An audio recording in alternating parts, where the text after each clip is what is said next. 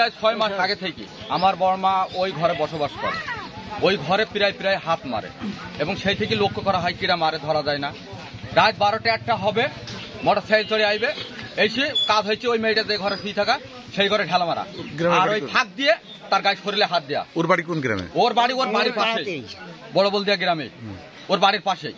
তো কালকে রাতেও ঠিক একই ঘটনা, সেম ঘটনা ও ঘটাইছে এবং আমার বড়মা ওকে দেখতেছে এবং বলিছে এবং আশাফুল এই কাজের সাথে জড়িত, এর আগেও করেছে এবং এখনো করেছে, তাই ওকে এই অবস্থা উত্ত্যক্ত করে, তাই তো? হ্যাঁ, উত্ত্যক্ত মানে বিরাট উত্ত্যক্ত করে।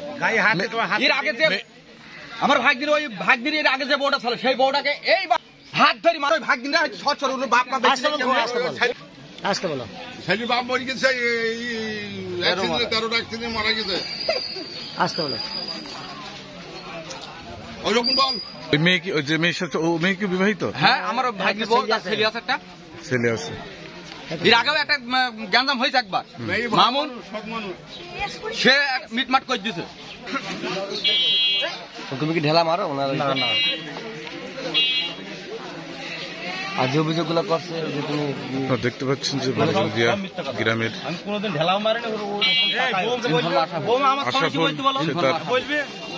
আশাফুল, সে হচ্ছে বিভিন্ন সময় এক মেয়েকে উত্তপ্ত করে রাত্রে, যার কারণে গ্রামবাসী ধরে নিয়ে এসে তাকে ঈদগাহ ময়দানে গাছের সাথে বেঁধে রেখেছে।